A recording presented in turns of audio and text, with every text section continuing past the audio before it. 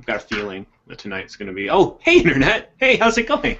I'm really, really happy to see you here today. This week, if your Twitter account is hacked, you're probably spamming people. This is not to be confused with James, who spams people on Twitter because he's a hack. Also, we're going to talk about Arrow and how it might be important to the cloud industry and won't be important to you. And Hulu is blocking VPN users. Are the good times finally over? My name's Justin Pott. You're listening to Technophilia. Keep doing that. With me today from the UK, as always, is the WordPress wizard, the pundit of piracy, sorry, James Bruce. How's it going, James? Pundency. What's up, man? Not a lot. Not a lot. I see you're in your hoarder's room there with your stack of newspapers behind you. I just assume there's a room with nothing but stacks of newspapers, and that's why the British print industry is so successful. It's you buying them all up. And if you move here, we'd be fine. Also with me from Connecticut is the hoarder of NES cartridges, Dave LeClaire. How's it going? Yesterday, James posted a quiz on Facebook. Yeah. About which Game of Thrones character are you? Can I make a confession? What? Can I make a confession? I did it. Oh my god. But did you share your results? I did not. See, that's fine. So then I commented and said that James is a social media guru, and then he responded, "Oh, is that a quiz I can take too?" What kind of social media guru are you? Yeah, I like to take those quizzes. Really? I was like, I remember when quizzes were on like MySpace, but I didn't know Facebook still was into the quizzes. Facebook's really into it, and that's like what BuzzFeed does now. They've given up on like cat pictures and GIFs, and they've moved on to shitty articles that are 20 words. In my defense, I got House of Stark, so that has to be shared. Yeah, well, I was House Stark too, but you don't see me bragging about it, only on my podcast. God, see, now you guys are making me want to take the quiz and find out what house I'm in. You're probably a Lannister, you jerk. Yeah, I wouldn't share that, Dave. Yeah, all right, I'm going to take the quiz while we do the podcast. I'd be divided about being told I'm a Lannister, because they kind of suck overall, but Tyrion's awesome. Oh, is that a spoiler? I'm sorry, guys. Catch up. Let's move on to the news here. If your Twitter account is hacked, you're probably spamming people, like I said before. This came out... I've actually seen this for a long time, but apparently there's a pretty major one. Not sure if it's related to the Heartbleed thing or not, but a lot of people's accounts are just tweeting out crap. Now, James, I mentioned at the top of the show, it would be pretty hard to notice if this has happened to your account because you just tweet advertisements constantly anyways. But for those of us who try to put good stuff on there sometimes, this can be pretty worrying. So if you got a Twitter account and you haven't changed your password since Heartbleed, consider it. Just consider it. Two-factor authentication is a good idea too. You do Twitter wrong. It's not meant to be like a thing to connect to people. It's just a promotional tool. It's a promotional tool. Okay. You're right. I do Twitter wrong, James. You do Twitter wrong. You do. Yeah. Did you ever get the 1,000th follower? Or did your numbers go down? What do you mean? You were close to getting 1,000 followers last week. Oh, I have surpassed 1,000 followers. No shit. All right. Oh yeah. Now most of those. I would like to say this quiz is broken because I also got House Stark, and there is no way my answer is the same as your guys'. So I think that's the only important answer. Technophilia update. Dave is taking an online quiz. Yeah. See, that's why I don't take these things. They're fucking rigged. They're all Stark. You just get. They're not all Stark. I had a friend on Facebook post his. That's where I got it, right? And they got House Targaryen or something. I should have. You know what? I bet you it just picks based on that first answer with the wallet. If you pick a nice one, you're Stark. If you pick a mean one, you're someone else. So we got Sig Interrupted. He said Technophilia's live chat might not have large numbers. Well, right now it's 0 because the chat is kind of broken, but whatever. But that doesn't mean the podcast is not popular. Do you know the podcast download numbers? I think it's like 1 million per episode. Yeah. Pretty sure. That sounds we're the most important cultural institution on the face of the planet. I'm pretty sure, like, technology companies live and die by what we say here. Yeah. I don't... And I'm not just saying that to brag. I'm just like, we're a really big deal, guys. We're a real podcast. We're a real podcast, damn it. Somewhere between 3 and 3 million. If that narrows it down for you. So less than 3 don't million. Have like 20 reviews because most people, it's so obvious to them that this show was good. They don't bother to leave a review. Anyways, moving right along. Speaking of being able to get away with saying literally anything, I don't know how familiar you are, James, in the field of academia right now with these journals that look scientific-ish, but they accept applications from pretty much anyone who's willing to pay for them. It's a really real and disturbing trend. And a lot of academics fall for it because they desperately want to get published. I don't know why my wife had to slam the door halfway through that, but I love you. So anyways, a reporter looking into some of these fake journals, which a lot of academics have fallen for, mostly grad students, I'd assume, made an article comprised completely of sentences grabbed from other articles at random and submitted it to one of these journals and paid the $100, and it was printed. So now this reporter has been printed in an academic journal. As part of this report, he's for the Ottawa Citizen. It was like full title: Acidity and Aridity, Soil Inorganic Carbon Storage Exhibits Complex Relationship with Low pH Soils, and Myeloablation followed by Autolobus PBSC infusion. So it sounds intelligent. It's total gibberish. And I realize most people wouldn't be able to tell the difference, and that includes the people who run these so-called journals. So, you know, if you're an academic and listening to this, and I know that some of our 3 million listeners are, yeah, look into these journals before you just submit stuff to them, and don't get so excited when you're accepted, because I think they just want your money. You know, there's a difference. James? Yeah, I don't really know much about academia. I wouldn't embarrass myself. James Well, is busy taking Facebook quizzes to know about academia. Yeah, what kind of academic are you, James? This quiz can help you. I'm a failure, frankly. Hey, the chat room's back. I'm getting updates. Hey guys, how's it going?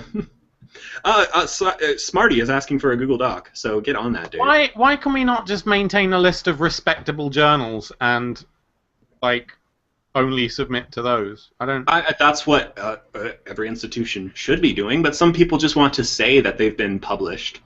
And if you put on your resume that I've been published in Science Journal, maybe people won't know that it wasn't the journal named Science, right? It's a different thing, right? That's like saying a lot of this is basically cheap SEO tricks. They have websites that kind of look like the official journals and a slightly different name. And then, oh man, I've been published in Science, but you haven't. You've been published in Science Journal. So people think they're getting into something really prestigious, and they pay the money because the real journals ask for a lot of money too. But you know, you actually get prestige and credit from them in terms of your peers, and these other ones not so much. It's basically, you know, in the world of software, when someone says that they're offering a free download of McAfee antivirus, and you download that, right? Like it's the same as that. Wait, they charge to be on? They charge to be in like journals and stuff? Oh like man, that? being in journals is ridiculously expensive. I was just talking with Kathy about this the other day, and they won't necessarily charge you to publish it, but if you want your graphs and pictures to be in color, it's like $500 an image for some of these. But otherwise, it's just black and white, and it's black and white in the print version and the web. You can't like say, well, can you just use the color one on the web? No. So yeah, these journals do charge a lot of money. It's most of how they make their money, especially now that a lot of them are free to read online. They charge the people who are submitting to get stuff in there. Yeah, so it's not like it's not like publishing a short story where they pay you to publish the story. It's like No, because getting an article published in a journal is pretty much necessary to advance your career, and the journals have realized this, so they charge. But that's not what this story is about. We're talking about fake journals. The journal should be a service rather than a profit-making enterprise. Yeah, but they're not. Well, and you could try setting up a journal to keep as it a alive service. somehow. What's up? They need to make some money to keep the journal alive. I mean, they used to say we needed to make some money to afford the printing costs, but now there basically aren't any.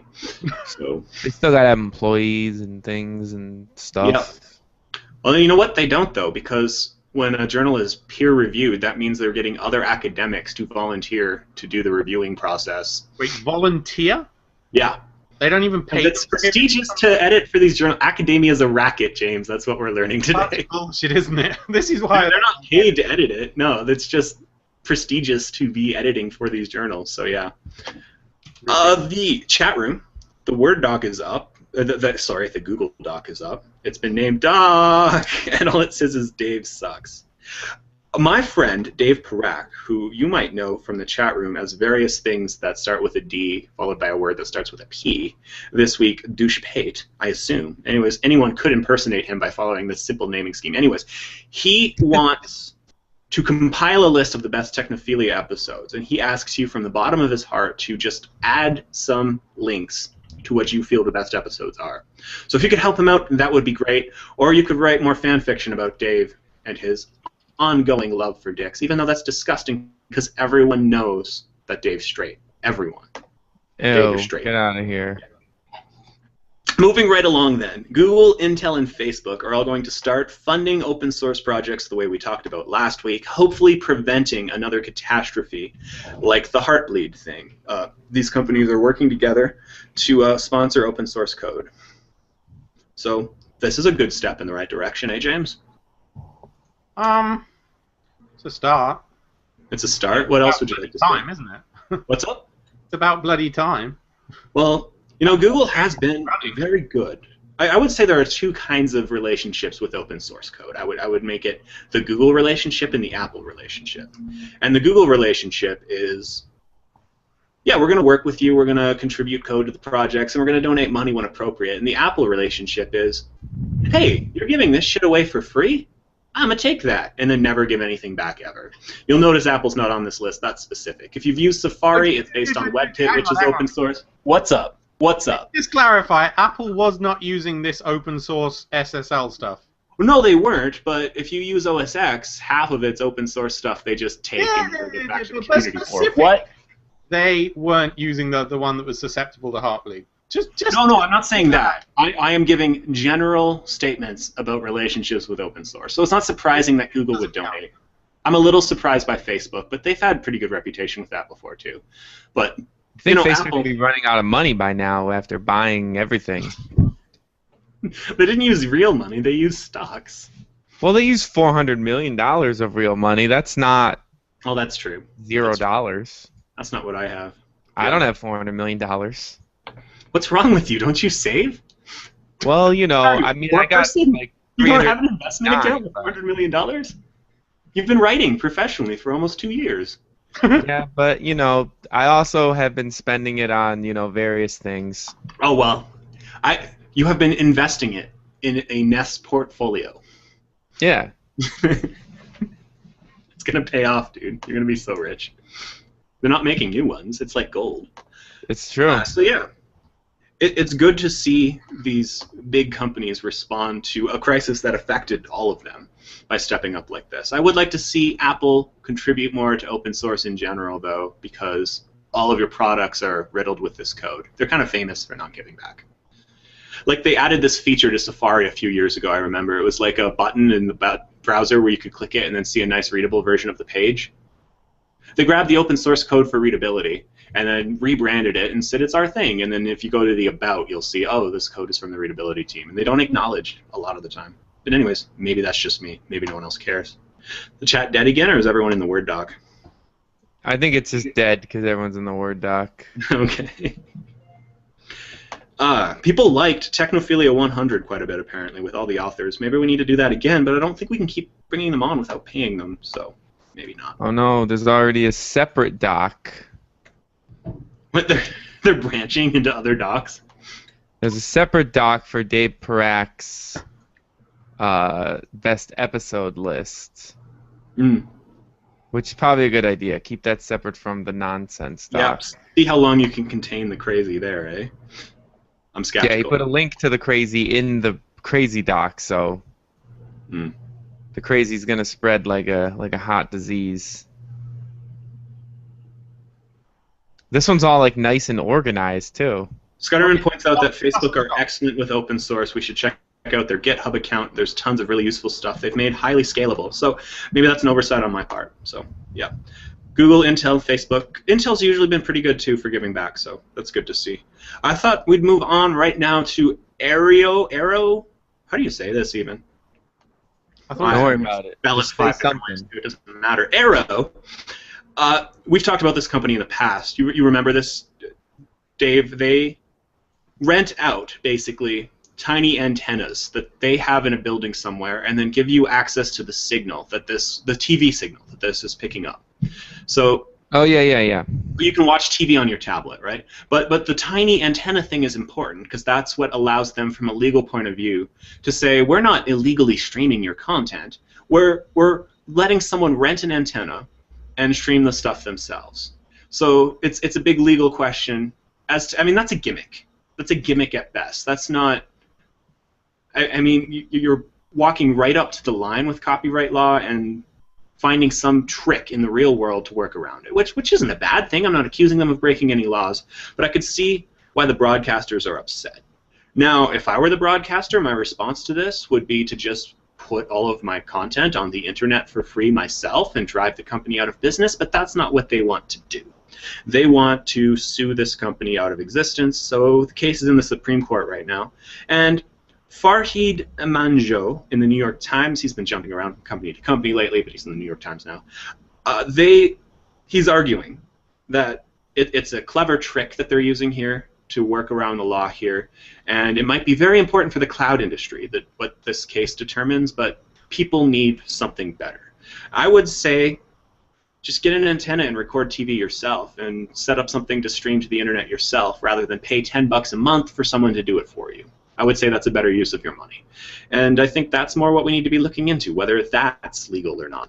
If we're going to allow everything that can become a $10 a month subscription service to become one, everyone's just going to have no money. James? This just all seems quite ridiculous for me. It's already had money, so it's fine. It's only the kind of thing you would have in America where I mean, this just doesn't make sense. Everything. Because the BBC iPlayer puts all their streams up online. Yeah, I mean that too. It just I can't imagine any kind of nonsense like this going on in England, so I can't. Relate. Now, we talked about, in response to Arrow's existence, Fox has basically said, we'll stop broadcasting. Okay. So everyone knows the distinction between free TV and cable, right? Not a lot of people remember this, so I'm just going to... You can right now buy an antenna and get the major TV networks free of charge. You don't need to pay a cable subscription for that, right? That's the signals we're talking about here. So Arrow's got a little tiny antenna you can rent, is what they're saying, for $10 a month, and they'll use that antenna to transmit that signal, this freely available signal that's out there in the air all around you right now. You could use for free if you wanted, right? If Apple wanted the iPad to play TV, all they'd have to do is add a little antenna to the iPad itself, and you would be able to watch TV on it right now for free, right? That's what we're talking about, this completely free signal that's everywhere. They're rebroadcasting that for $10 a month. What? Why would you do that? Why don't you just record it yourself? That's the thing. I don't understand anyone who pays for this service. Like, I don't even care if it's legal or not. I just don't. And that's why people... what this article's kind of. That's not the point of the article, but that's part of what it's getting at. Like, why do we care? But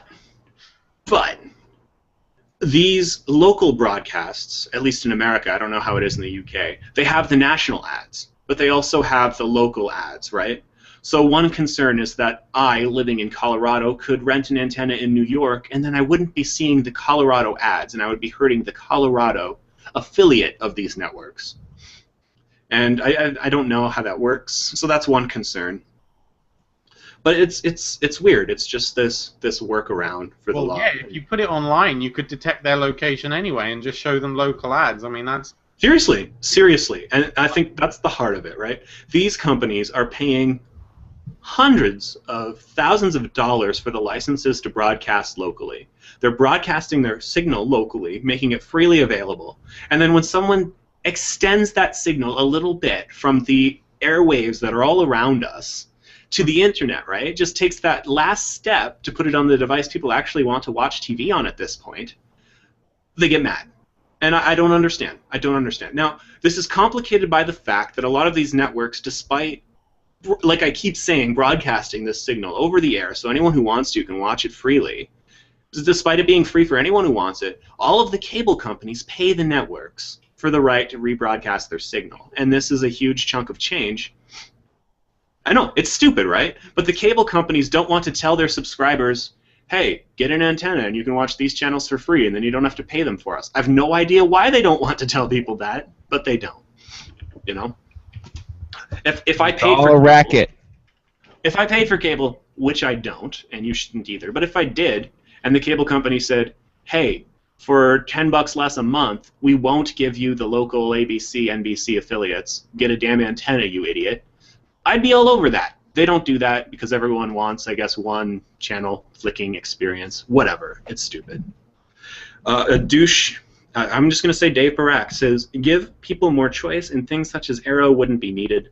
Yeah, that's what I'm saying. And I'm saying these local TV channels should be broadcasting their feed in HD online 24/7 if they want to be relevant to consumers in this new age. And you remove the reason for Arrow's existence instantly if you do that. So wait, in America, the cable companies have to pay the free-to-air TV channels to rebroadcast them, right? Yeah. So I'm reading here. I was trying to figure out if Virgin does the same for BBC, and apparently, the BBC has to pay Sky to be broadcast. That's so messed up. It's like, if you want to be on Sky, you pay us. Otherwise, sod off. Wow. Which so is it's the other way there. It's crazy, isn't it? That's nuts. It's so ridiculous. And I think that's just the Sky telling the BBC, we don't want you to be relevant anymore. We want this not-for-profit TV channel to be replaced by our Sky News, let's yell the news at you kind of style, right? I mean, Sky is basically Fox News England, right? I'm not exaggerating there. You know, I've honestly never watched it. I would. Okay. So, yeah. So they're selling, our people will never see your station if you don't get it. Because apparently people are too lazy to turn the satellite off and switch over to the antenna mode and get these channels for free. Yeah, I'm not going to do that. You're not going to do that? Yeah. I'm too lazy to turn on the television because the internet's so much better, but I'm not the majority of people. That's why I got an Xbox One. Now I don't turn on the TV. My Xbox does. Yeah, do you use it to watch Hulu? I don't get Hulu, but... Well, you could with a VPN until now, because Hulu, this week, or TV news, is blocking VPN users. The good times are over. Can Netflix be far behind? Apparently, if you try to access Hulu through a VPN, they've got a big list of VPN IP addresses. And you get a message on your screen that says, based on your IP address, we noticed you are trying to access Hulu through an anonymous proxy tool. Hulu is currently not available outside the US. If you're in the US, you need to disable your anonymizer to access videos on Hulu. So that presumably doesn't work for the DNS hack ones like unotelly.com, which... You know, I was thinking about this. I don't know if it would work for the DNS hack ones. That would be a little harder. I don't know specifically how the DNS services, what IP they report to a service like Hulu, if they'd be blockable that way. I don't know. Good question. Because presumably they're not just making up random IPs in these jurisdictions. I mean, couldn't these VPNs just buy a whole new pool of IPs? Like, it's going to be a stupid arms race, really, isn't it? Yeah, but it's going to make it inconvenient enough. If Hulu only works half the time, eventually you'll just give up. And I'm sure that's more the idea than blocking it outright forever. I mean, how long before we just get rid of these stupid ideas that countries have borders? They don't. But they do in terms of who has the rights to broadcast things. But so basically, I think what you're talking about will happen when Rupert Murdoch buys every TV and radio station on the face of the earth. And then just unilaterally says, this is where you can watch stuff. Mm. But as long as every country has its own TV stations, and as long as those TV stations negotiate for the rights to rebroadcast shows, this is going to keep up. There's no way around it. Because if the BBC wants the rights to air reruns to, I don't know, The Big Bang Theory, does the BBC show reruns? Not of The Big Bang Theory, no, but Channel 4 does. Let's say Sky TV wanted to show reruns of The Big Bang Theory. Part of the negotiation for that contract is we have the exclusive rights to show this online. That's part of the contract, and that's why that exists. So that's extremely lucrative, right? Because the company that makes The Big Bang Theory makes enough money in the United States to pay for the whole thing. So every country they sell it to after that is just icing on the cake, right? But they love their sweet, sweet icing, and they're not going to give it up. Icing's freaking delicious. So they're going to, you know, if the company says we want exclusive broadcasting rights, they're not going to be like, oh no, we want Hulu to wear it everywhere. Like, they're not going to do that. They want their money. Like, if there was a monopoly, this would be solved. Like, a worldwide broadcasting network would get rid of it. And nothing. There would be no negative consequences to that whatsoever. Right? To one person controlling the world's communication infrastructure, what could possibly go wrong? You're right. You're right. That would be a better plan because you would be allowed to watch. They would just have to be single global entities rather than country-based. I am so sick of things being separated by country. We are one nation. So you're not a Eurosceptic, eh? I am not. There's a very good chance we're going to pull out of Europe, and I would be. Really? I thought that chance was exaggerated. Oh no, it isn't. No. No. Wait, how do you pull out of Europe? They're going to attach jetpacks to the bottom of the country, and they're going to move themselves to be just off the coast of New York State.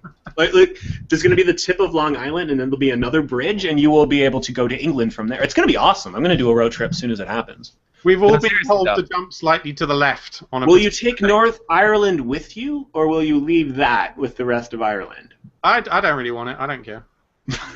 just asking. No, it's about, I think the polls are like 75% of people will vote to move out of the EU. Yeah. Although they may not necessarily vote for this racist UKIP party that we have at the moment. But you'll still be on the continent of Europe, right? You can't leave the continent. You know it's an island, right? Yeah, but it's still part of that continent. No, it won't be part of we're now part of North America or something. I'm not a UKIPper. What the hell are you talking about? What's a UKIPper? That racist party UKIP. What's a UKIPper? You're a well-known racist, so it wasn't... No, we absolutely should not pull out the EU. It would be stupid. Yeah, pulling out of the You're barely in the EU anyway. You don't use euros or anything. Yeah, no, exactly. We like... We yeah. You take the benefits of being in the EU that you want, and you ignore the other parts. So, exactly. If it's you like something the United States would do. International relations long enough, the first thing you realize is it doesn't matter if it's the EU or the UN or any international organization. It's everything good those organizations do is ignored and just considered part of normal human life, and everything bad they do is a huge scandal, and holy crap, why do we need this institution? So people talk crap about the UN all the time, for example, right? They're like, oh man, they couldn't even stop a genocide that no amount of human effort could have possibly stopped. Why do we even have the UN? This is useless, right? But I can mail a letter to like Nigeria right now and it'll get to them because of how much work the UN has done negotiating the postal system. Or I can, like there's so much stuff that the UN does accomplish, but as soon as they accomplish it, it's not like a big UN accomplishment. It's just a normal thing. I think the EU's the same way. All the good stuff the EU gives to the people of the UK is just taken for granted and normal. And it's the bad stuff people think about. And that's true with a lot of institutions, if you're honest. So get your shit together. You don't want to leave the EU. I think we should just get rid of the UK government and every country's government, actually, and just have one central government. Just a world government? Do you really want to live in a world where the French vote for your leader? Well, they would be our leader. I don't know. I'm not a dictator either. You know, that's basically what happened in the U.S. All these states had their own government, and eventually they slowly gave up, and it became a country instead of a collection of countries. Although you guys seem to have messed it up by keeping all the little states rather than just having America. Yeah, I think the little states are pretty vital to the process. All right. I don't know. Right now, Vermont is considering... This is the politics podcast now. Geopoliticphilia. Right now, Vermont is considering implementing a universal healthcare system, saying screw you to the American healthcare system and doing it on its own. And if Vermont succeeds in doing that, the rest of the country might be like, hey, hold on, we're idiots. The government should just take over the hospitals and run them. This is so obvious.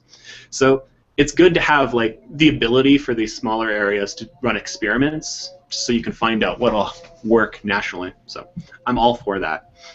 It's prototyping. That's what it is. California is usually our experimental place. But yeah, you need to have those prototypes. I mean, that's how it happened in Canada. Saskatchewan had it first with healthcare, and then it spread to the rest of the country from there. So Saskatchewan did something, just so you know. Let the record show.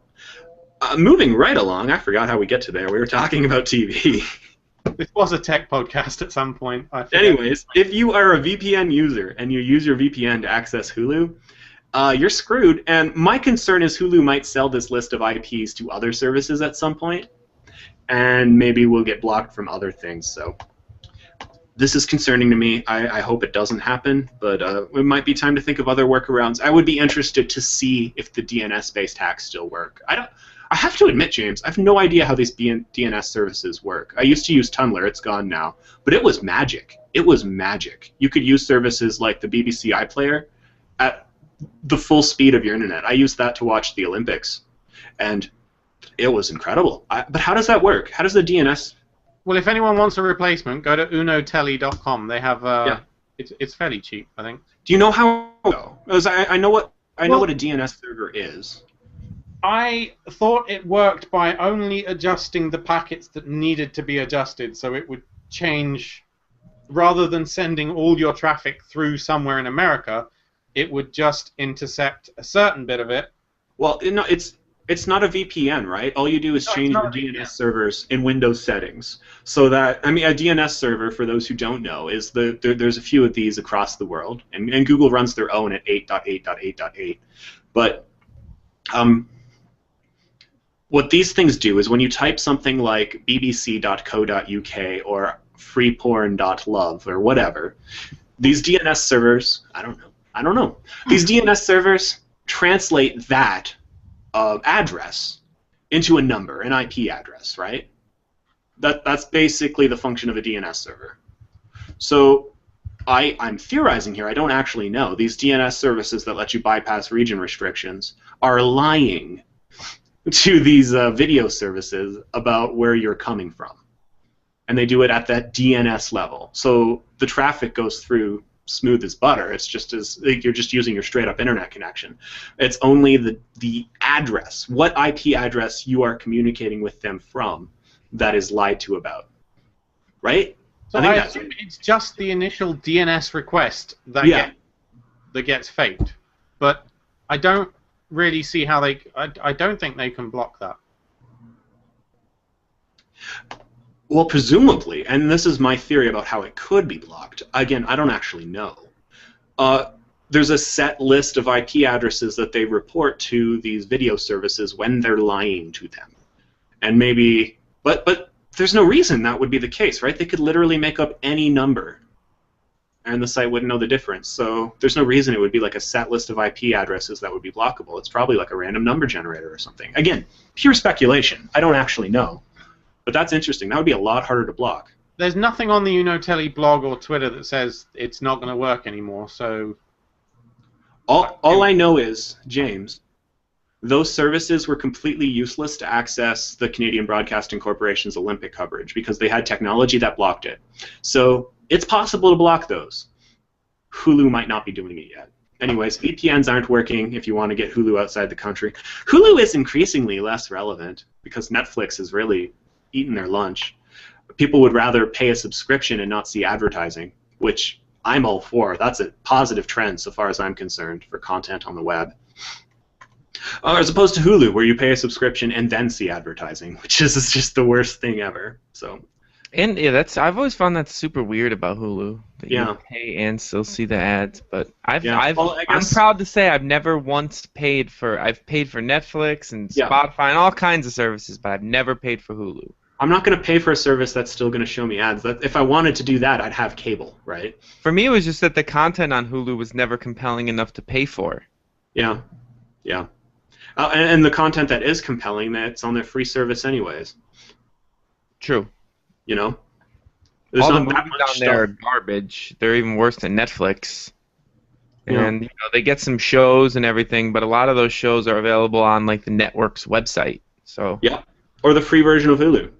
Yeah. So I don't know. Yeah, it's why you can't run a company by committee, though, right? Because Netflix is just Netflix. Hulu is like a partnership between Fox and ABC and NBC. So, of course, it's not going to be great.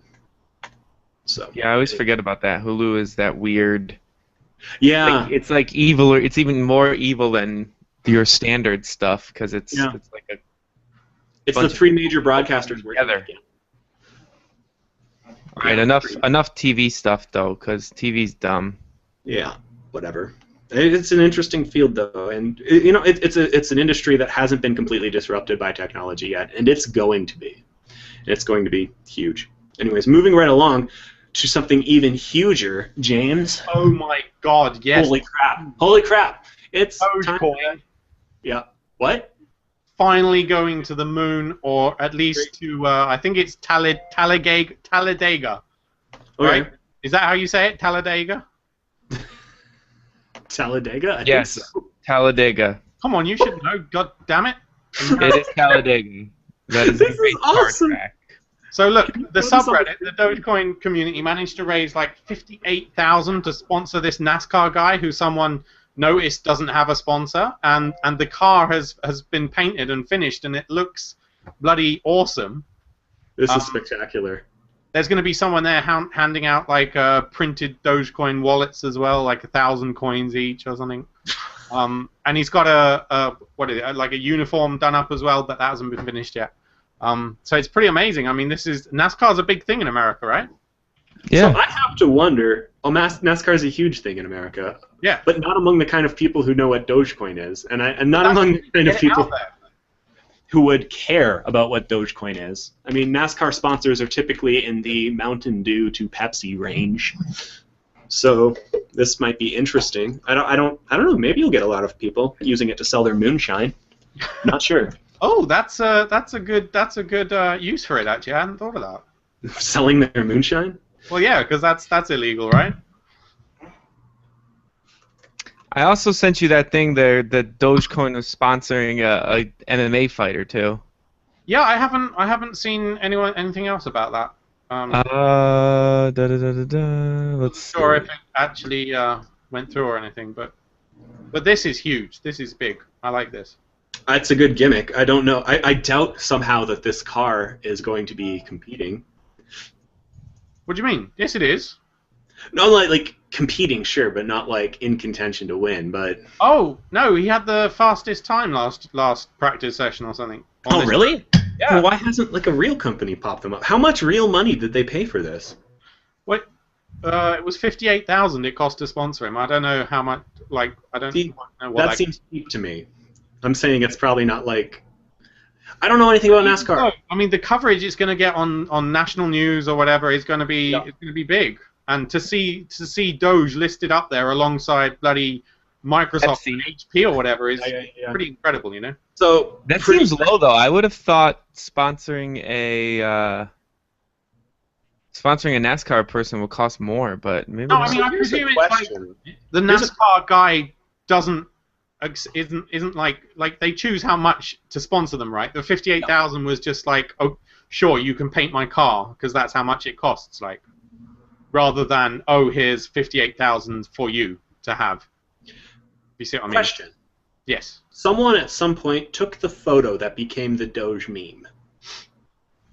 Yes. That person owns the right to that photo, presumably. Where is this person?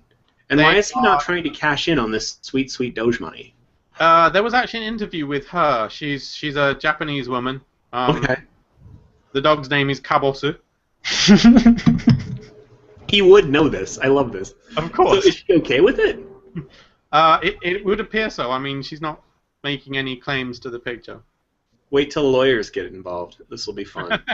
Japanese people aren't like that. This is not an American person, remember? Not yet. Not yet.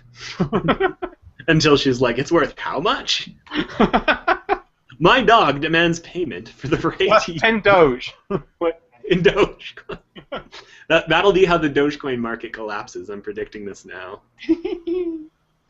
Okay, the next story, James, is one you've been talking about this morning, I believe, on the Make Use of Company chat room. Yeah, thieving Google. So, Google is stealing money. Yeah, an ex-employee of the Google AdSense team has come out. He's had to wait, of course, so they don't identify him, like wait for everyone else to get fired. And he's come out and said what many of us who have fallen victim to their policies have known for years. Google has been banning people's accounts for no good reason, basically, waiting until the end of the month when your AdSense revenue has accrued, and then they just refuse to tell you what you've done wrong, and you're banned from making an account for life or making another account or anything. So I had like $150 a month there, and they just shut down my account, banned me for life, and that's it. Gave no reason. And if you ask them, you on the various sites you run that are terrible, such as iPadBoardGames.org, which you should visit if you like iPads and board games, but don't because it's terrible. You can't run Google AdSense ads, you're saying? I cannot. If I try and access my AdSense account, it just says you're banned. So you just use something. You just use something else. Yeah. I don't use AdSense. I mean, it's crap anyway. You don't make any money with AdSense. It's only benefits. But this guy has come out and said that there was a meeting once, and they said, look, we need to tighten up the belts. And then they split publishers, people who had AdSense on their blogs, into groups. So like, if it was a big company, a well-known company that would bring the lawyers out, they would put onto a VIP list, which is why sites like Make Use Of get away with it. And everyone else would be liable to be cut at any moment for so-called Google knows violations. If they cut us off, we'll be like, hey, Google cut us off, so we're going away now. Bye. And people would be mad, right? But if iPad board games goes away... And the thing is, the policies that they have are so wide-reaching that basically any site on the web will be in violation. So it's just a bloody lottery as to when they shut you down. Well, you were saying it would be possible for someone to take down a site just by going to it and clicking through a whole bunch of ads very quickly and making it look like they're gaming the system. Yeah, I mean, that's one of the policy violations, right? Just having dodgy-looking clicks coming from your site. So if this would only work on a site that isn't on their VIP list, though. So if you go to like some little publisher that you don't like and start clicking on their AdSense, I'm going to start my own site, boardgamesfortheipad.com. You could be like, oh man, I got to take out my competition. I could just go to your site, click a whole bunch of ads really quickly, or design a script that does it even, and they would assume that is you doing it and just shut down your account. They would just shut it down and they would say, policy violation, we're not telling you what. That's insane. It's really annoying because I had my ads on a couple of sites and it was just, none of them were dodgy. Yeah. And it's so stupid. Now Google denies. If you could take down makeuseof.com like that. No, you couldn't because we're probably on their VIP list. Google denies everything in this leak, they're calling it. And they told the Next Web that the extreme quality control programs the author describes don't exist. Our teams and automated systems work around the clock to stop bad actors and protect our publishers, advertisers, and users. Google, you used to be cool, and now you sound like any other company in your reports. I mean, 10 years ago, you would have put out a report with like Nyan Cat at the top or like a colorful unicorn and been like, nah, fuck that, we're awesome, look at us, we're so cool. You're just a company now, you're just any other. It's sad. But somewhere along the way, you just became another company. And they conveniently wait until just before your payment is due, of course. So you've already done the ad displays. Yeah. Now you're not going to get paid for them. But you know what? If you have a website, then AdSense is the crappiest form of advertising you could possibly have, to be honest. Yeah. I mean, it's easy, but it's not great. Easy, but it just looks like spam, and it makes your site look like spam. And if you have any sense, you'll go over to buysell-ads.com. He sit on a podcast sponsored by a website that makes great use of AdSense. Which I've spoken out against every possible opportunity. Okay. In fairness, you're a racist. Away from them. We had more before, and we managed to get rid of some of them, so that's good.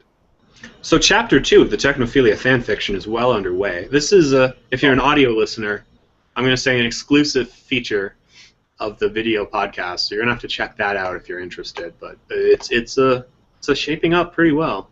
There's an elk in the woods plotting an evil plan to help James and his son Oculus. You better check yourself before you wreck yourself. So be sure to check out the video version to see that and to participate once a week in the morning. It's we can't control you, chat room. You're crazy, but we've given you another outlet, and yeah. Wow, you guys. Moving right along, Obama promised a net neutrality law in 2007 if elected. Now, to be fair, he promised a lot of crap. But it's pretty disappointing to see this, that there isn't a net neutrality law. And there isn't a net neutrality law at this point, basically, because Congress is broken. Because they can't pass the friggin' budget without shutting down the government for a month first. and they can't build a website to sell healthcare. So I don't know. I don't know. There should be a law, though. Instead, how great is it going to be for the future of the economy that everyone who wants to start a business now first has to bribe Comcast and AT&T and everyone else for the right for their website to be streaming fast enough to be useful? How good is that for the economy? That's just fantastic.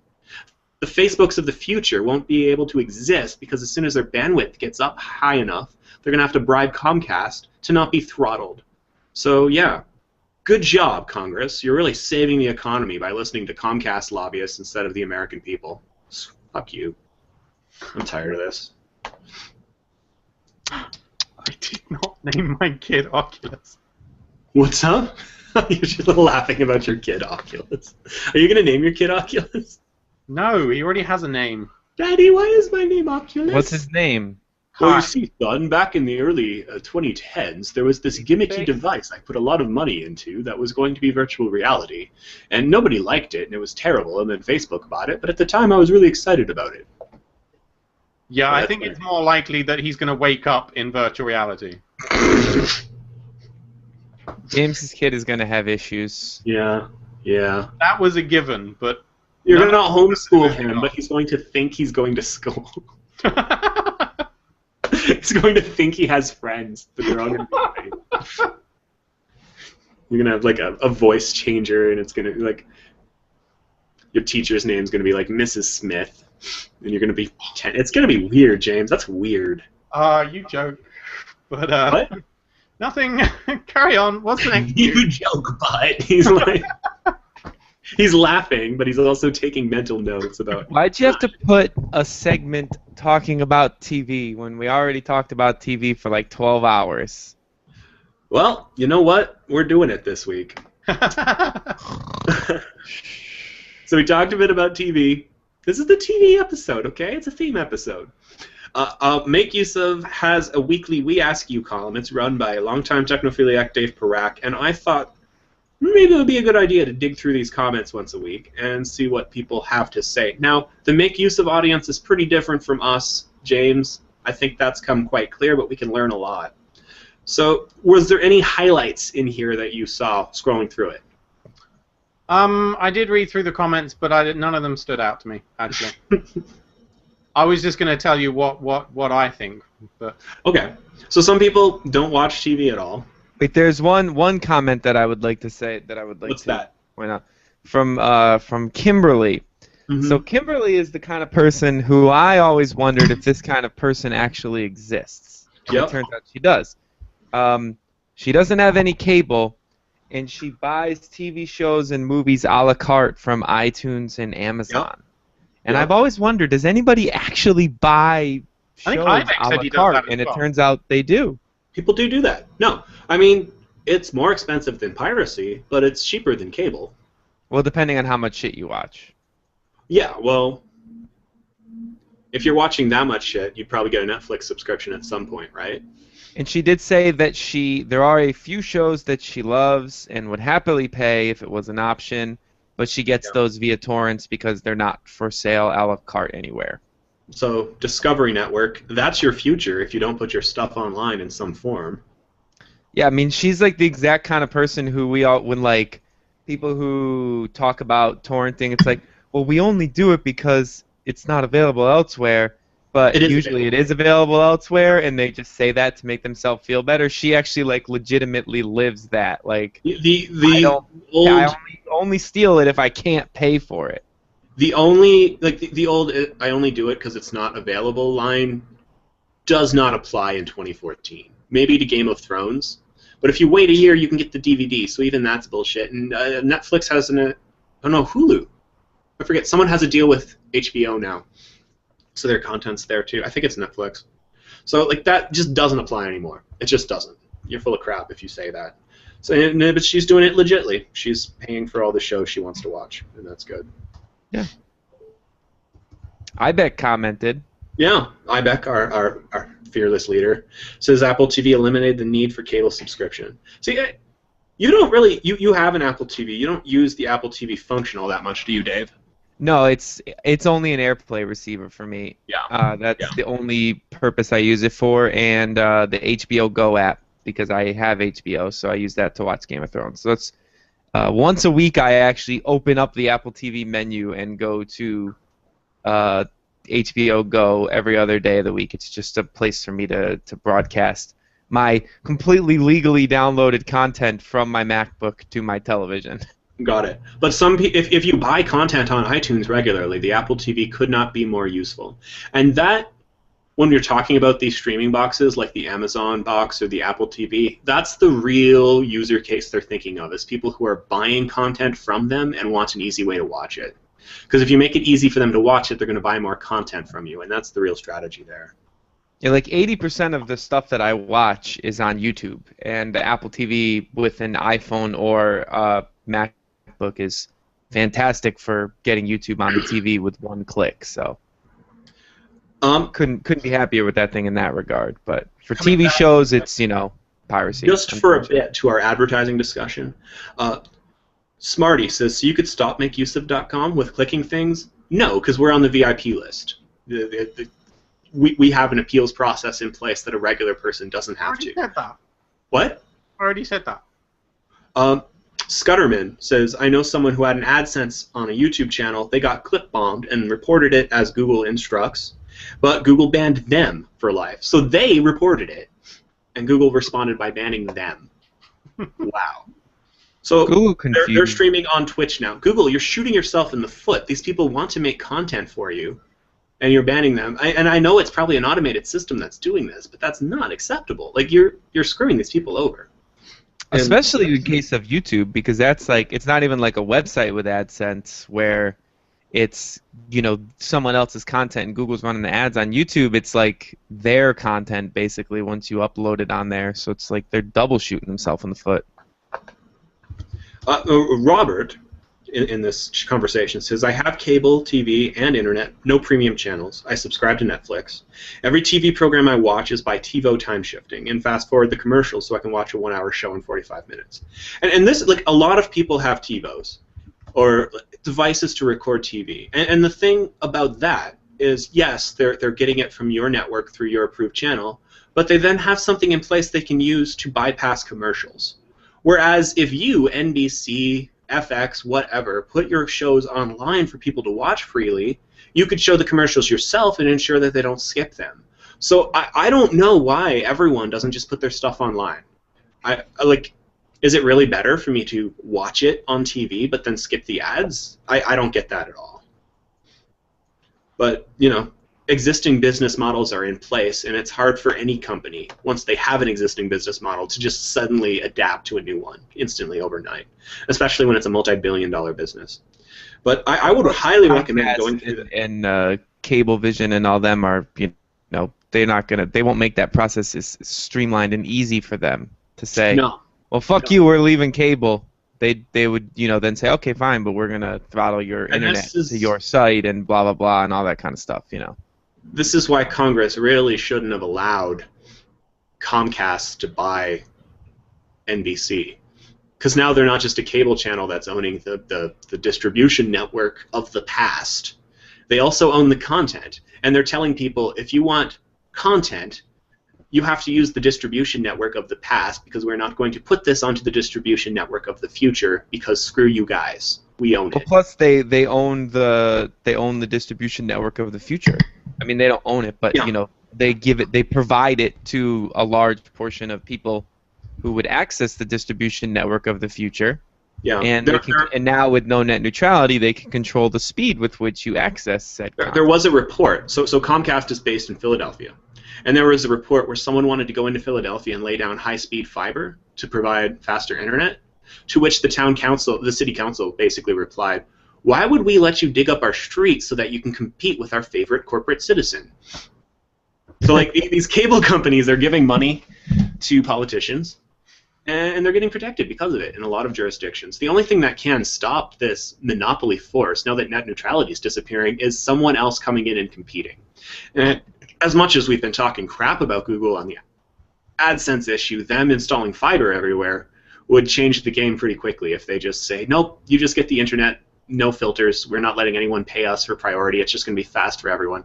That would change it, right? But as long as Comcast owns the cables in most cities, which they kind of do, there's not a lot you can do about that. Comcast owns your soul. Also, I just want to say I love Dave Parek's picture he used in this. If you haven't clicked the link in the show notes, everybody just click it just to look at Dave Parek's picture of a monkey watching TV with headphones on. Yeah, I edit this column and I just couldn't stop looking at it, and it's really funny. Just a monkey with Who a TV. doesn't want to see a freaking monkey with headphones watching TV on a tube TV? Mind. This monkey needs to get with the times, monkey. Yeah. Monkey. What, doesn't he have an Apple TV? Is that what you're saying? What year is this, monkey? Come on. You know what? His monkey job doesn't let him pay for fancy monkey technology, okay? This poor monkey. He just wants to watch his latest Animal Planet shows, and which I think is like porn for monkeys, but I'm not too sure. And he's just no picture quality. .com. The We Ask You column runs right after Technophilia every week, I think. It's scheduled like a couple hours from now. Participate there, and we'll be talking about some of the results on the show every week. That's the plan for now. It's another way for you to interact with us, the coolest people on the face of the planet. Let's move on to the gaming news. Speaking of really cool, Mario Kart is really cool. And Dave, what do you got? So Nintendo is offering some pretty cool deals on the new Mario Kart. They're really, it seems like this is almost, it feels like this is their big hurrah. The Mario Kart's their Hail Mary. This is like, all right, we are going to go all out. Yeah. And we're going to pull out all the stops to try to make it. So they're having a big bundle that's coming out with a 32 gig Wii U, the racing wheel, a Wii Remote Plus, all that stuff for $330 on May 30th, plus the game. So that's their big bundle. And they're also having a deal where if you register the game on Club Nintendo, you get one free game, either Pikmin 3, New Super Mario Bros. U, The Legend of Zelda Wind Waker HD, or Wii Party U. So they're giving you a free game if you buy Mario Kart 8. So Nintendo, they're not messing around. If you buy it outside the bundle? Yeah. Actually, I think if you just buy, even if it's in the bundle, it doesn't say, it's just you registered on Club Nintendo. So I think it could be in the bundle as long as you register that you've purchased the game, that you have the game, you get. So technically, buying that bundle gets you 2 free games. So we'll see, man. Nintendo is, I mean, if there's any game that will sell a lot, it's probably Mario Kart. So Smarty wants to know how much it costs to sponsor Technophilia. Oh man, $5. I think we might have a plan. If the Technophiliacs sponsor Technophilia,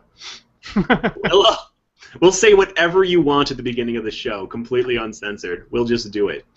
If you're the sponsor, yeah, that'll happen. You'll have to email Jackson at makeuseof.com to work that out, though. Robert in the chat room says, man, I want to live in a Google Fiber city. You're in Missouri. All you have to do is move from one end of the state to the other, and you'll be in one. Wait, Robert lives in Missouri? Am I giving away too much information? Yeah, he's in St. Louis, but he's not a blues fan, I don't think. No wonder he spends so much time streaming himself playing video games. Missouri sounds like a very boring place to me. Ouch. He's Sid from Connecticut. Hey, Connecticut is also a very boring place, but it's close to interesting. But places. I guess if he's in St. Louis, though, that's like a big city. Is he in St. Louis? I don't know. Is anyone really in St. Louis? The downtown's not exactly huge. I don't know. I've never been to Missouri. I've just heard that it's like... St. Louis it's got a nice downtown area. There's that fancy arch thing. Is he a hockey fan? He's not sad that the Blues lost? I like St. Louis. I happened to be there the day that they won the World Series, and I was just walking through the street, and everyone was so happy, and I had no idea what was going on. But I just have positive memories of St. Louis because of that. Yeah, so Mario Kart 8 deal, look into it. PC games make more money than console games. Well, this isn't much of a surprise to me. The margins have to be way better. Well, but generally speaking, it always seems like used to be that the PC was supposedly dying. PC gaming was supposedly hurting compared to consoles. But I think that the reason for this is twofold, and that's. So when let's break this down. When we see PC games make more money than console games, are we saying the margins if you're a designer making a game, or are we saying like overall the amount of money people pay? It looks like it's overall like the amount okay. of income. But the two reasons is, one, we hit that weird period where it's the end of the console generation, which happened recently, where people kind of stopped playing console games because PC games look so much better. Yep. And the other thing which they mention in this article is the MOBAs, the big dogs, League of Legends, Dota. Those games are on another level of ginormous. It's kind of like when World of Warcraft was in its prime. Correct me if I'm wrong, hasn't really come to the consoles yet. No, not. I don't know that any MOBAs have come to Someone would have to make one specifically for consoles for it to work. But right now, that's just not happening. The model is to sell games.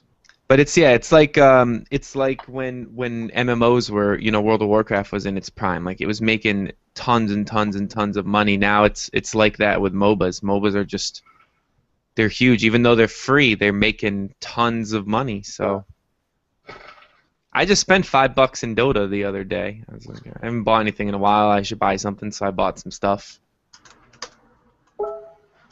So we're gonna do like a PBS style pledge drive in the comments, right? Because Sig Interrupt is saying, I'm good for $20. Where do I send it? And I'm like, oh, $20 per episode, or like one time. Hey, we could. No, seriously, if you guys all donate like $5 an episode each, we could have this thing sponsored and ensure its future. We could start one of those Patreon things, where people like Patreon or Subbable. Yeah. Yeah. So, PC gaming, man, long live the PC. Long live. Seriously. For sure. Long live the Dotas. And you know what? If you're making like an independent game, it just seems to me like the PC market is so much friendlier, because you can shop your game around, right? If Steam doesn't take it, you can go somewhere else. You can sell it directly. Whereas if you're making a game independently for a console, you have to go through Xbox. Although Xbox, though, right now they're doing that thing. I can't remember the name of the initiative, but they're basically doing the thing where you don't need it's kind of like Steam. You don't need a publisher to put out an indie game on Xbox anymore. It's well, that's good. All I'm saying is, at the same time, if you're a customer, you can also shop around for games. Chris Hoffman had a good article about the advantages of PC gaming recently, and I found it pretty compelling. I don't have a link right now. Yeah, that was the changes to expect when you go from console to PC, if you make the move, what's going to be different. Yeah, but the thing is, most of those places that you're buying the games from are just selling you a Steam code anyway, so it still all ends up in Steam for the most part. But you do have the option of other marketplaces. Right. Microsoft doesn't let other people sell their games. If you want to buy it, I mean, disc-based, other people sell it, but digital, if you want to buy it, you got to buy it from them. Yep. Whereas PC, there's a lot more flexibility, because Microsoft, I'm sure, wants to lock that down. Yep. I'm sure they want all PC game sales to go through their new Windows 8 store. But well, they can try that all they want. I think Steam is way too ingrained in PC game culture for. Oh yeah, if Microsoft announced tomorrow you can't use Steam anymore, right? All of a sudden, all these people who have thousands of dollars worth of games are gonna. Okay, I'm a Linux user now. They're not gonna like it, but that's what they're gonna do. Yeah, it's just a matter of, would the game developers follow suit and make all their games on Linux, or would the power of Microsoft that they hold over them with the Xbox make them say, well... From the game developer's point of view, that might be a good thing, because they're like, oh, you want to keep playing your game? Your Steam code is useless now. Pay us again, right? Yeah. So, true that. I don't know. Well, either way, good for PC gaming. And, the next story is a weird one. Holy crap, this is weird. Are you guys familiar with the X Games? James? Yes, it's like in the United Kingdom. Do you know what the X Games are? Is that the one with the motorbiking? Yep. But there's motorbiking? It's also going to be the one with the Call of Dutying. What? That's right. The X Games stands for Extreme Sports, and they've added sitting on your ass and pretending to shoot people. The MLG Call of Duty Ghost Tournament will feature the top 5 Call of Duty teams based on MLG points, And the top 3 teams from the Call of Duty Championships held in Winter Park, Florida last month. So it'll be 8 teams total that will compete in a double elimination group format on the X Games. And the winning team will get an X Game medal that's the same medal that Shaun White gets for snowboarding or Tony Hawk gets for skateboarding. It's the same deal. Nice. It's interesting. I mean, technically it's the X Games, not the X Sports, so you could say, like... Call of Duty, so last year, anyway. Yeah, I'm really surprised they went with Call of Duty. I guess because it's so popular. You think they should have gone with Dota? Like League of Legends, because that's way more spectator-friendly. I don't know about you, if you've ever tried to watch a first-person shooter, but I think watching a first-person shooter sucks because you only see one person's perspective. Maybe these games should consider adding a spectator mode, where instead of watching from the player's point of view, you're seeing like all the players interact from an outside point of view. Yeah, I wrote an article about that a while ago on Make Use Of, about what shooters could do to be more spectator friendly, and that was one of the things. Was watching from someone's point of view. No one wants to watch that. Yeah, you see one tiny piece of the total fight, whereas like in Dota or League, you can see the entire fight happening and everything that. Granted, it turns into a clusterfuck when 5-on-5 heroes are all casting abilities and there's shit blowing up everywhere, but you can still see everything that's happening. I'm convinced that as esports becomes a bigger deal, it'll just be standard for these features to be added to the games. There was a shooter in development that was being built from the ground up to be like an esport with spectator modes and like broadcaster modes and everything in it. But I don't know if it ever actually came out. Plug in my microphone to my Xbox and just as everyone else is playing, be like, "Hello, my name's Justin Pott, and you're watching a game of Super Esports Shooting.com." Well, I think it was a PC game, but kind of like that. Like Dota has a broadcaster mode. Like you can click and you can choose to just go broadcast a game, and it gives you like special camera controls and so you can have someone who's in Dota who are watching the game to hear you. Okay. So you could do the play-by-play, basically, broadcast to someone else. Yeah, that's what the people on Twitch use to broadcast, like, pro Dota games. Oh, so they've got people playing, and then one person is just like, I'm the broadcaster. And do they have a color commentator down my side? Up to, like, 10 per game, I think. Okay. It's pretty cool. And then you can go into the spectate mode, and you can click that broadcaster, and then they control your mouse movement and your camera, and you hear them commentating. It's pretty cool. It's a good system. So maybe if Call of Duty implemented that in the next Call of Duty, then I would actually be willing to watch it on the X Games. Yeah, but I don't think... It's kind of cool to see that video games are being put on like a national spotlight like that, you know, the eSport. I don't know. It's just weird because the X Games built its reputation on offering a number of events that like are too cool for the Olympics because they're too dangerous.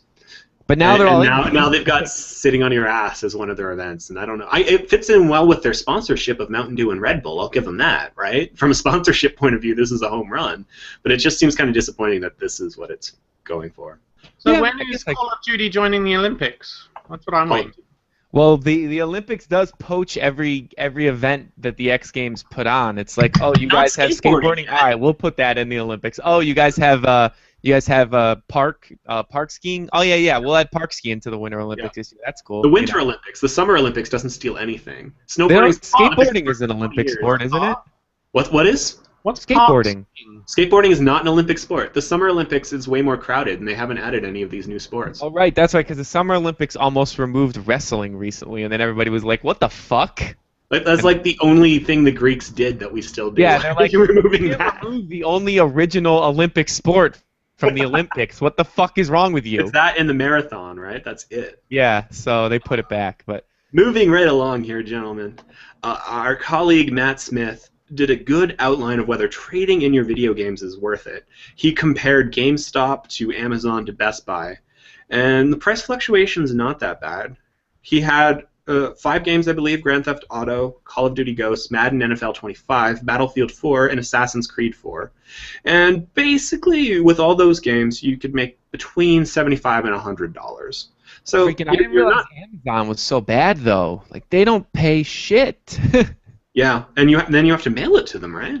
Yeah, but they pay for the shipping. But holy crap! Grand Theft Auto 5, Amazon will give you 38 cents.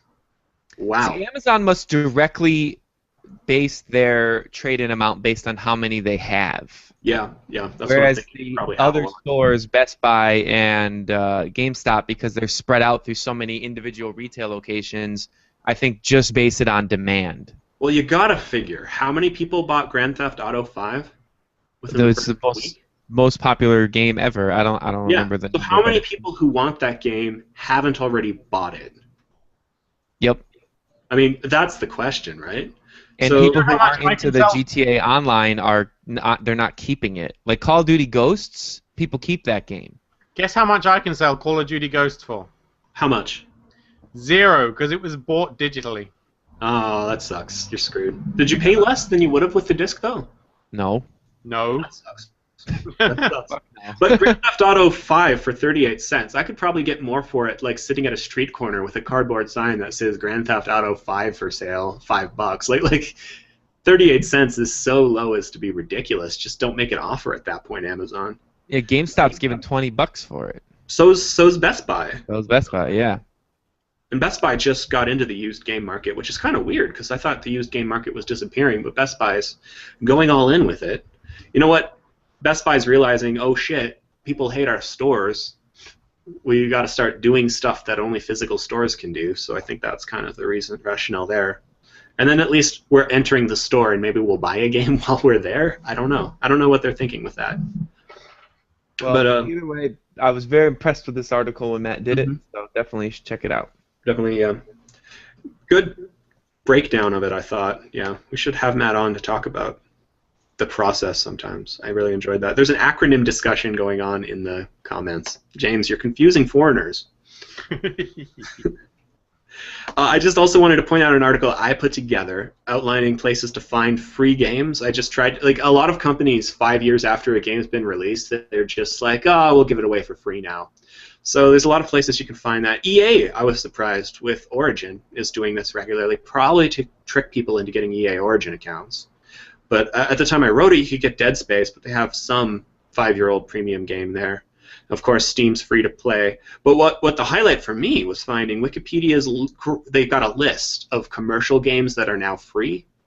So if you want to play a game that was released commercially but is now free, you can check that list out on Wikipedia, and it's all there.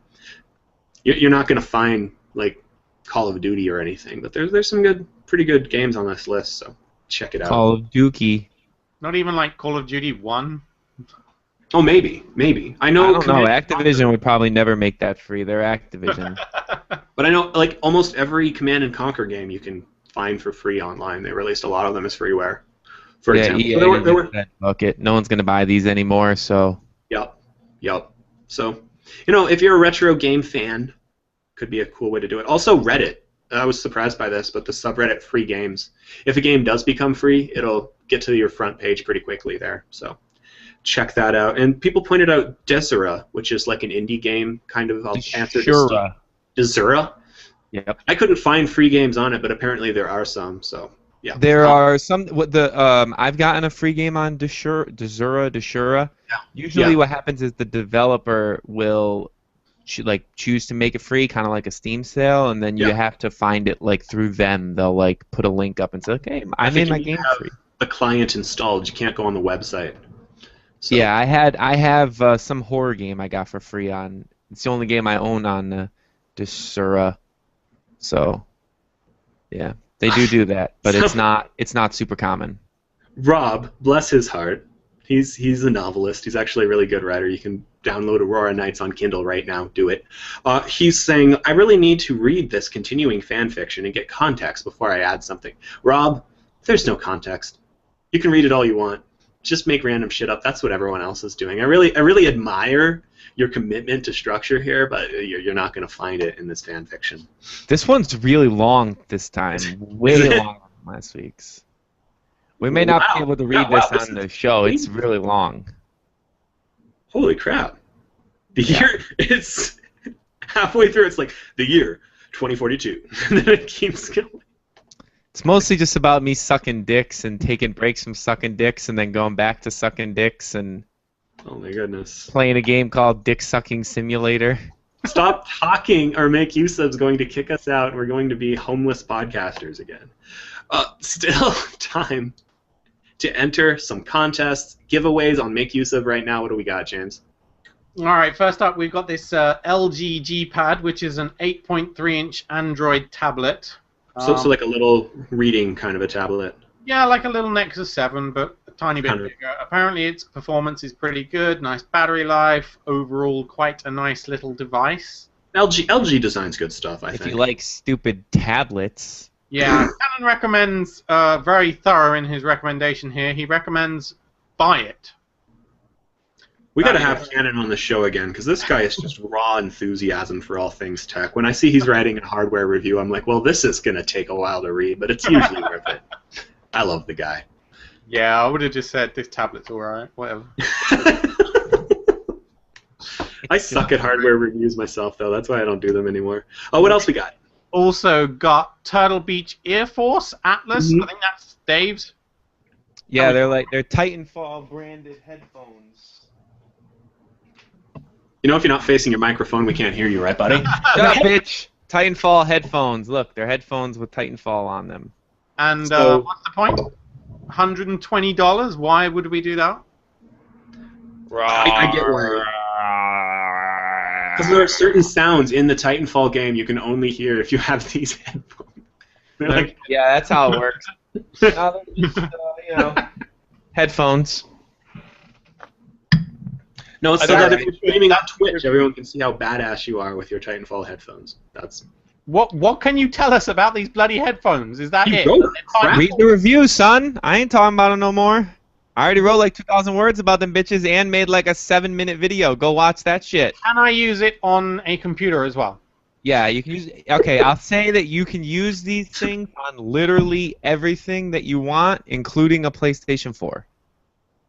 That's pretty cool. Why has it only got 500 entries? Damn, guys, go and enter this now. You will. Yeah, seriously. It just went up. It just went up this morning, but it got back. It got backdated. We've also got giving away on Make Use of right now. We didn't have any more giveaway slots. So check it out. We also have, I reviewed an Apollo Pro 23,000 milliamp hour solar charger and battery. Yeah. That's a big-ass battery, man. 2,300? 23,000, yeah. I mean? Seriously, it's like 3.5 iPads. But yeah, that's a giant battery. Battery life.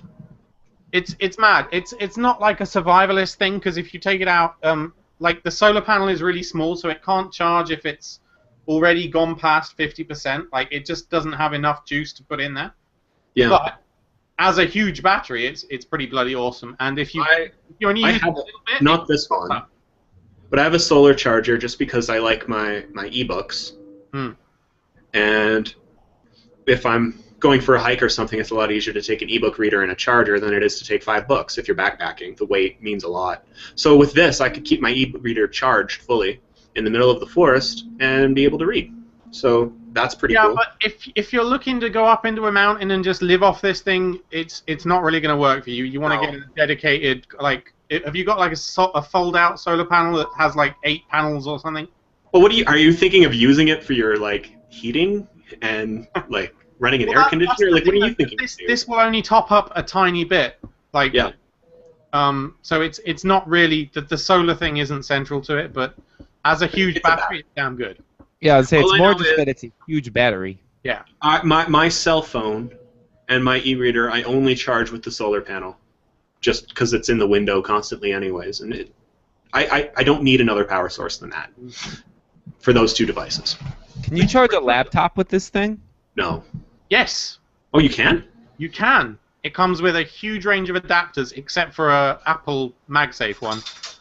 Of course. Other than that, yeah, look at this. Okay. Like 12-volt DC power out of it, which is pretty cool. Could it keep a laptop charged, though, or would it be more leaving it plugged in overnight to top it up? No, you can run straight off it with a full laptop. Like, laptop batteries aren't actually that big. I mean, they're certainly not as big as this battery, so this is cool. So you could, if it's a sunny day, you could just keep using your laptop straight through with it plugged in? Or does it not charge that quickly? No, because the solar panel isn't that good. Okay. Yeah, it's more that you could get like a second you could get a second life out of the built-in battery that was already charged. Maybe even 1 or 2 second lives. Seems like it'd be great for because most of these things can't charge a laptop. So if you're doing it that way, it seems like it'd be great for being on a plane, where like if you have a long flight, your laptop battery won't make it through the flight. But if you had like this thing, then you might be able to make it through the whole flight. Probably better for tablets than a laptop, because the tablets are much definitely more conservative on their energy usage. But yeah, you could get a little bit of an extra boost that way. So read my review, yo, and watch my video. Also, Yara reviewed James' ugly face. One last giveaway. It's just so cool. We're gonna play with all this different hardware and then give it to people. I love it. Yara also reviewed a LiveScribe 3 smart pen, which is like you write with it like a pen, and then it recognizes your handwriting as you write, like with some kind of weird gesture stuff. Don't really know. I didn't read into it, but go and check that out. It sounds kind of magic. Cool. So like if you're writing on paper? Yes. Yeah. It's a regular pen. You write on paper, but then it saves what you write. Which is... And then you can, like, in the pen itself, you don't need another device, and then later you can just have a picture of all the stuff written. I like Yara's, like, piece of paper that she did. Like, she took a screenshot of it showing, like, what's in it, what it can do, and it says, well, hello there, this is pretty cool. This is a graph, and then it's a graph with a squiggly line. Then there's a drawing of a cat with an arrow pointing to the cat, and it says, ugly cat. You don't say this enough, Yara, but you're marvelous and wonderful. Ugly. I just like the ugly cat. It is. I will give it to her. That is a very poorly drawn cat. Yeah, it's ugly. That's true. She's you not can write lying. It says it is an ugly cat. And it looks like it comes with like this. This is pretty cool. Special notebooks as well. I'm pretty sure my handwriting would transcend the making it into text thing, because my handwriting's that bad. But it's pretty cool. But for $150, that's a lot of money. Yeah. But you can win one, so enter the contest. There you go. Then the price is right. Finally, we're planning on discussing giveaways toward the end of the show. So listen and then enter the contests. Just published just now is Erez's review of the QNX 27-inch budget monitor. It was like $300.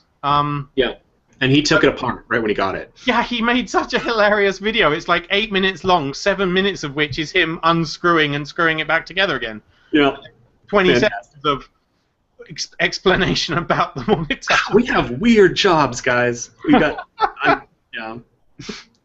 Check that out. Let's get to the listener feedback. This week, Monday on Facebook, I just asked, hey, what tech stories are you guys all thinking about? And we got a whole bunch of stuff. But the most exciting thing to me is that, well, Dave, you know, as a lover of video game mythology, that after the video game crash in the early 1980s, which was caused by Atari making a slew of terrible games and was capped off by making an E.T. game so horrible, even the angry video game nerd refuses to review it. This game was so bad they had to bury all the cartridges they made somewhere in the desert. That is bad. Was the rumor. But apparently it's true. A film crew making a documentary about the video game crash has found the cartridges. Well, they found some. They denied it, right? Who denied it? Atari? Yeah. The first time they denied it. They were like, no, we didn't do that. The thing is, they only found like 4 of them. Supposedly, what was buried was like millions, hundreds of thousands of them. Yeah.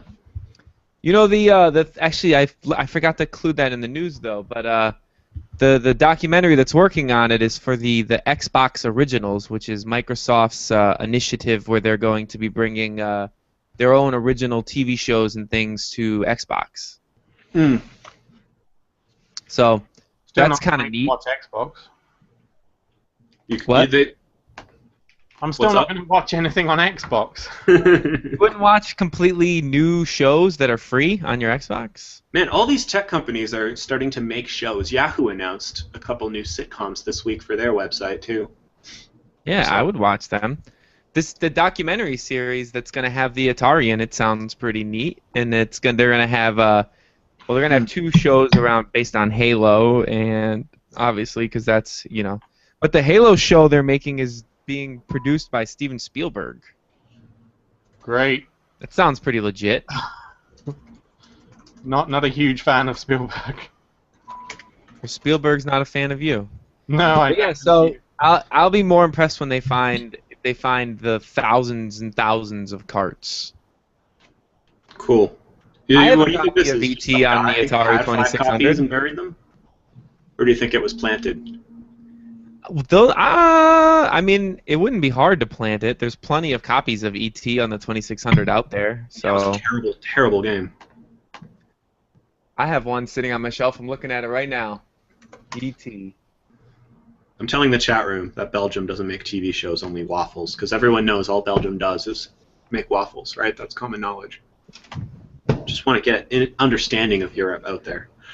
Moving right along, iDom Davis on Twitter, at iDom Davis, wanted us to talk a little bit about the IE zero-day vulnerability, and if it can use it as a stick to beat our bean counters to upgrade our aging XP machines.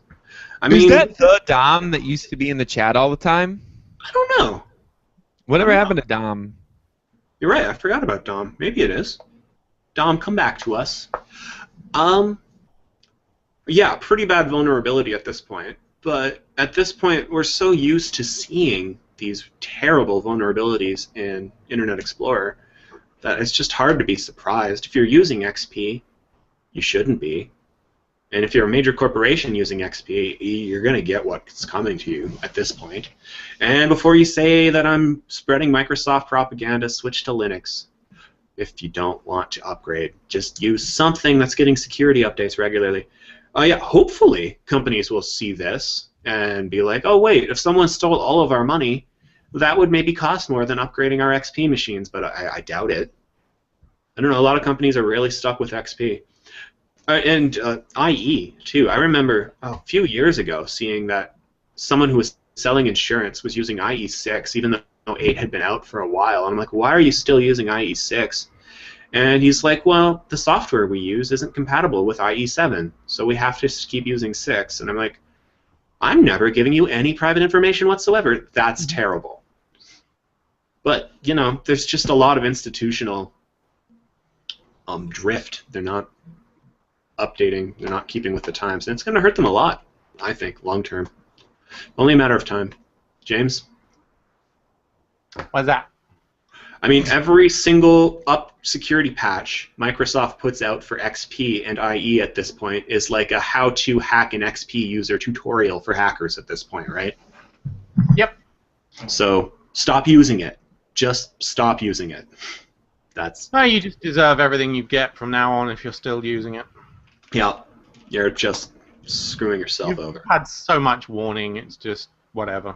Yeah. And Kashi put us an article, a TechCrunch article, he thinks will be right up your alley. The headline is, amusingly enough, here's what happens when you strap an Oculus-controlled video camera to a drone. Are you interested, James? I'm sure this has been done before, but what was cool about this was that he linked up the movement on the Oculus as well, so that instead of just watching a live feed from the quadricopter, he actually made it so you could look around and have the head on the quadricopter would move too. So mid-flight you could look down, you could look turn, so you can get like a 3D. Yeah. Wow. Which is pretty cool. That is pretty awesome. So you can check the video out here. It's called Oculus FPV. Let me throw this into the chat for a second. Probably going to make you throw up quite a lot. Well, watching it, yeah. Watching footage of the Oculus is kind of underwhelming. It's not the most exciting thing in the world unless you're wearing the helmet, I imagine. It just kind of looks like a camera that's moving a lot. So keep that in mind. But yeah, thanks so much for sending us articles and talking to us in general. It's why we do this. It's because we're lonely, and we want the voices in our head to be real. And you guys, Technophilia chat room, are the voices in my head. And I will do whatever you tell me to. So. Hey guys, you want to hear something cool? What's up? Make Use of's Facebook page is 400 likes away from 300,000. 300,000. Wow. We just need 400 more likes. So if anybody listening doesn't like it already, go fucking like it or I will kill you. I unliked it. Bloody spam.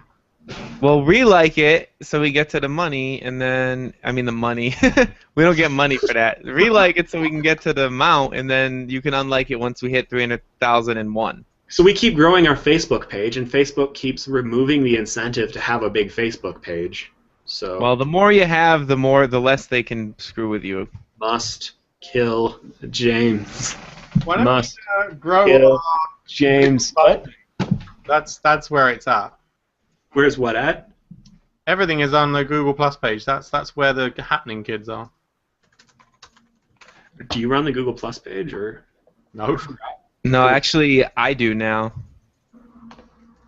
Starting tomorrow. Really? Yeah.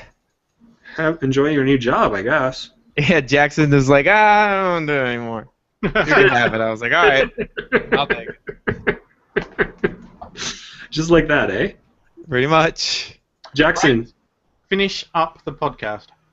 Okay, guys, thanks so much for listening. If you like the show, please do us a solid and leave us a review on iTunes. It means so much. And the more countries you can get those reviews in, the better. Talking to you, Eurobros. You can follow us on Twitter at the Technophilia. You can follow me on Twitter at JHPot. You can follow Dave on Twitter at Psydox. Do not follow James on Twitter. He is terrible at it. Or you can go to facebook.com/thetechnophilia and see tech news stories throughout the week. And we need your comments to make this show as good as possible. And sometimes I'm going to ask you what we should talk about. So if you know what we should talk about, do tell us. If we don't talk to you, are you going to blame us for going on a psychotic killing spree? I'm not going to say I'm going to blame you necessarily, but it will be your fault. I need you to keep talking to me to keep me alive. Are you reading the fanfic out in the after show? Absolutely, we're going to do that, but for now, the show is over. James, did your package ever come? No, I had a package come and one be picked up. Okay. So that's James loves packages. Oh no, someone's unliking us. Someone's unliking us. You shouldn't have said anything, Dave. Geronimo is unliking us. So you're never going to hit that goal now. I'm impressed with how organized the document for Dave Parak stayed. Really? Okay, so yeah, as we said before, we're trying to get the best Technophilia episodes into a list because Dave Parak is making a column about it. And, oh wow, titles? A through Z. Wow. Oh, it's not going to be like a full-length manual then? That would be cool. A manual how to listen to you know what, new listeners are so confused about how to use the chat room and interact with us that we might as well publish a freaking manual until we can find a way to make this simpler. Wow, the episode without me is deemed as one of the favorites, as is Habit RPG. Wait, is that the initial Habit RPG or the one where we had all three on? Because I think the one where we had all three of the founders on is my favorite. I'm kind of sad that the DJ Cutman one was not suggested. I put it down there and said, I don't know the number, but I think the Cutman one's pretty good. It's you who said that? Yeah, I added that because I thought it was pretty good, but maybe not. Wow, it was actually pretty good. Oh, people put their favorite arts here. Wait, who's the picture with the cat? I forgot about this one. Wait, whose computer is the cat? This is awesome. There's a picture of a cat watching Technophilia with the chat room and everything. That's great. I assume that must be Dave Parak, but I don't know. Does he have a cat? That was Smarty, I think. That's awesome. That's a great. We should make that our art. Why haven't we done that yet? The choice for felines. It's not a Chromebook, so it isn't Dave. Oh yeah, that's true. Dave Parak doesn't have a real computer. All right, should we read the fanfic? Yeah. Would you like me to read it again? I'll say I can do it if you don't want to. I don't care. I think you can take a turn. Here we go. Someone can put together an audio compilation of us reading these later. All right, so I'll read it. I'll read it this time. This one is a lot more like arbitrary though than the last one. Like nonsensical? Yeah, pretty much. That seems to be the case. All right, ready? Let me clear my throat. All right. Chapter 2 / this chapter sucks. Lacks content continuity. Fun A creativity. We need to frock. What? That's all part of it. I don't know. All right. That's the title. That's the title. Dave sucks dicks. The end. The end is just the end of the beginning, but not the end of the end. The beginning. Some randomer suggests it would be easier to write if Justin stopped talking. Lol. So a muted podcast? Another randomer responded, "Good idea, Bloody Justin and his big mouth. We should include this in the story." And so they did, because they're creative geniuses. James jumps up and drinks a bottle of Oculus fluid, which is the juice which oozes from his devil spawn. What? He collects it in big vats to aid him in his bid to take over the world. An elk in the woods starts plotting an evil plan to help James and his son Oculus. In the woods, peering through the bush, is one Captain America. What? On understanding the evil intention of the elk, Captain America starts an evil grin. Wonder Woman sees this, but Green Lantern does not. But Green Lantern does not see this. Wonder Woman was disheartened by seeing this, and this, but not that. Captain Britain was also in attendance, trying to persuade the British people to leave the EU. Oh snap! It's Nigel Farage in disguise. Who are you people? As it turns out, Justin, in my head, this is crazy. It just goes all over the place. As it turns out, Justin is Captain DNS Lover, while Dave is Captain Dicksucker, and James is Captain Hater. He loves nothing. He thinks everything sucks, but particularly Dave LeClaire. Oculus takes his first steps, each step getting closer to the throne of Oculus Evil Hub. The air in the room is warm. You can feel the dread dripping down the walls lined with cheap red wallpaper that is weeping Oculus juice. The most unholy of all juices. It is said that once you drink Oculus juice, your soul hardens and polygons start to creep into your brain, which is a fucking nightmarish reality. Almost as nightmarish as James's bald pate looming over you as he swoops in for a kiss while laughing maniacally.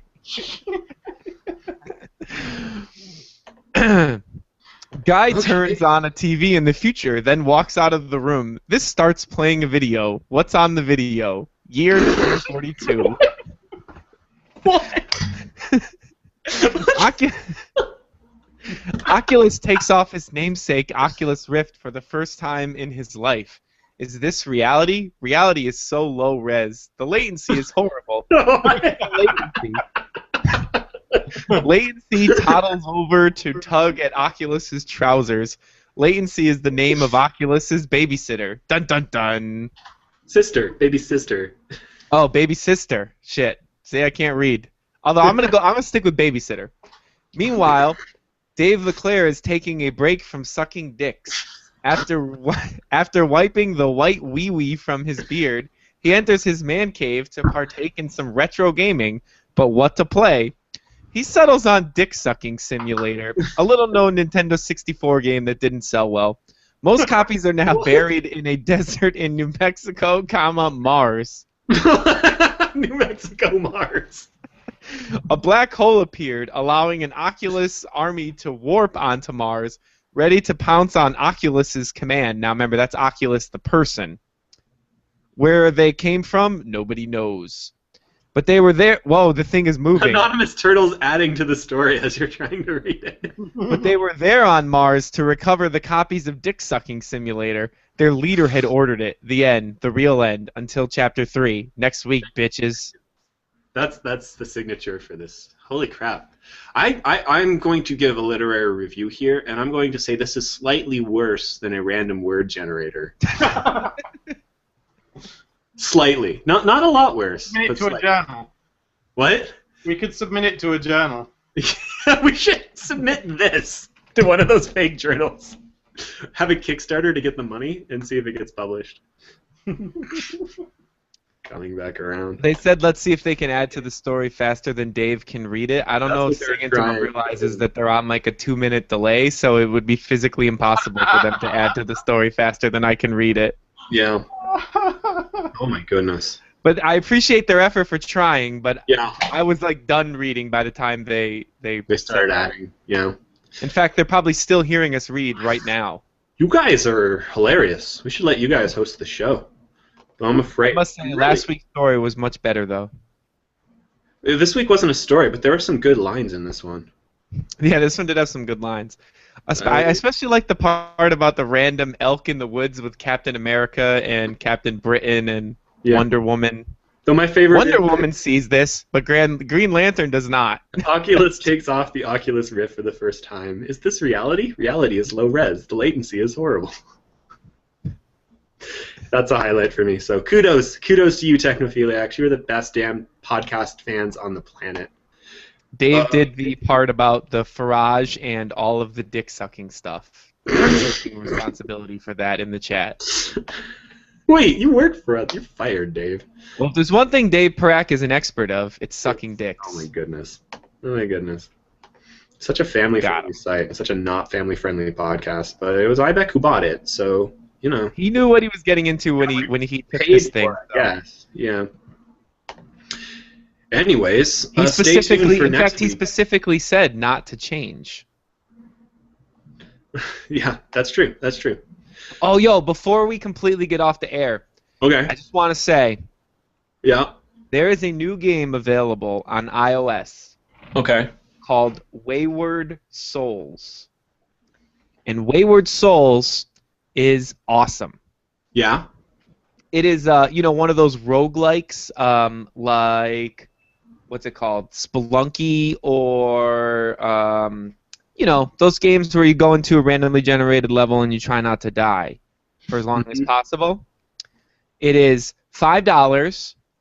There is no typical iOS bullshit. It is just a straight-up game that you pay $5 for, and you play it, and you have fun, and that is it. What's it called? Wayward Souls. WAYWARD SOULS. There's a good recommendation from Dave. Check it out if you've got an iPhone or an iPad.